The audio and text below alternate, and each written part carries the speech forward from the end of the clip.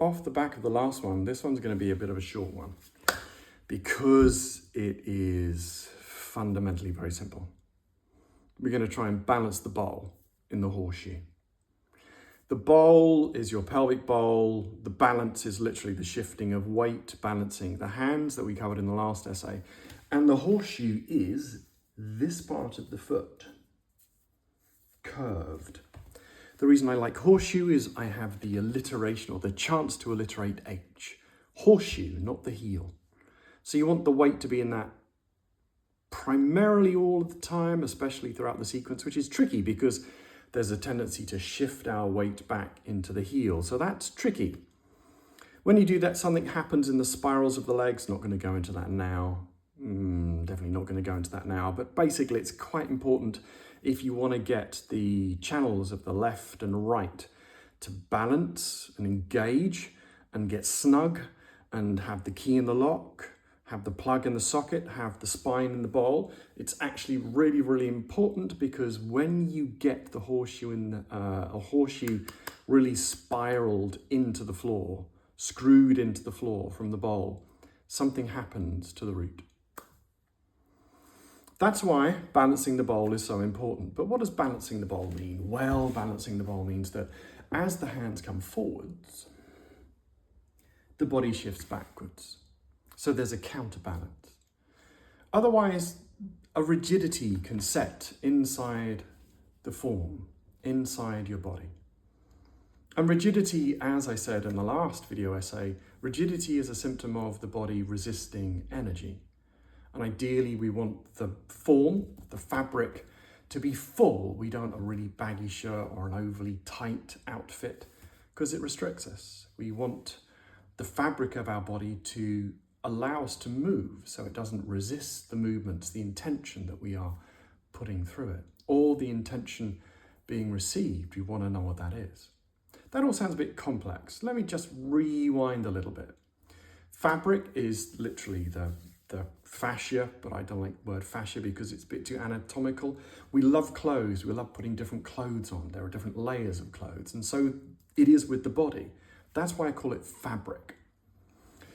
As we balance the bowl backwards and forwards, the fabric has to accommodate that. Just like if I wear a certain pair of trousers and bend down, it feels like the trousers are going to break because they're a little bit stiff. The fabric's stiff and a little bit too tight. Whereas other fabrics, where it's a bit stretchy, I can bend, I can stretch, and I can bounce, and I can skip. And the fabric just goes, yippee, and moves with me. That's how the body needs to be. So the fabric needs a consistency, so it doesn't just fall apart, like holes in your knees and jeans. Don't want that.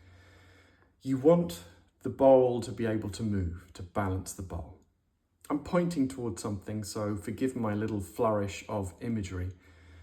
But if your right brain picked up on something, that was my intent. Let's have a look at balancing the bowl.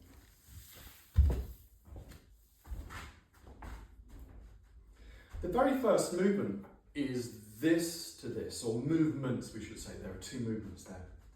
And so we could just go but and then go forwards and go backwards.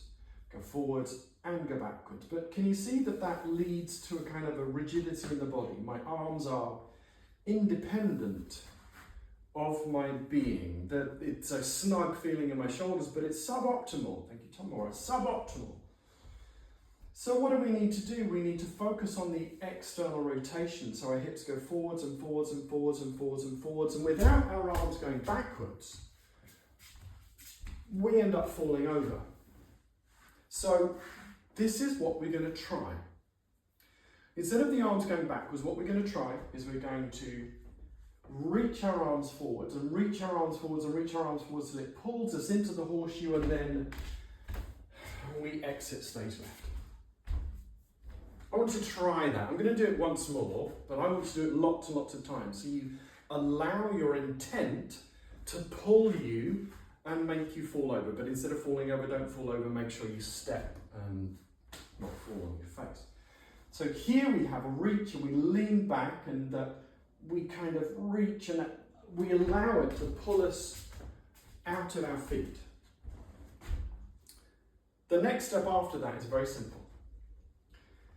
you go to the point where you are potentially being pulled over, but then you soften something inside, so you go backwards to balance the forwards. And notice what happens in the hips. I'll do it again. Look at the hips. Don't look around the hips, look at the hips.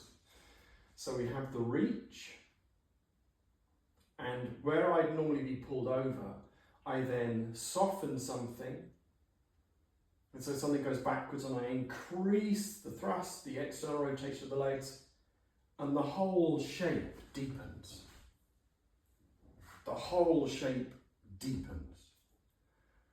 So let's look at the entire sequence with that basis, where the bowl is balancing the hand. We are balancing the bowl, always spiraling into the horseshoe. We are balancing the bowl with the hands.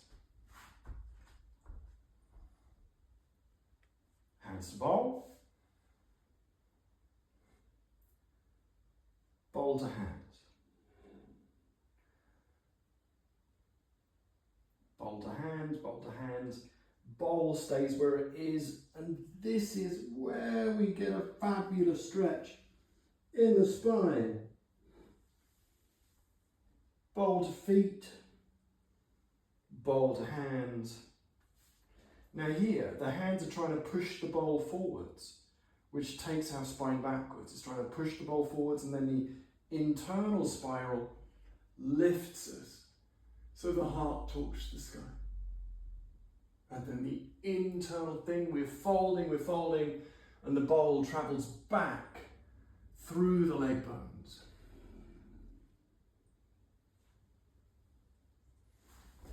I think that'll do for now. I am happy to unpack this. I love this stuff. This stuff just opens doors, just changes my perception of reality, just shows me things, it unpacks things, it takes armory off that I didn't know I was carrying. This stuff is fab. So I'll leave it there. Hopefully you are enthused and interested, and see you next time. Bye-bye.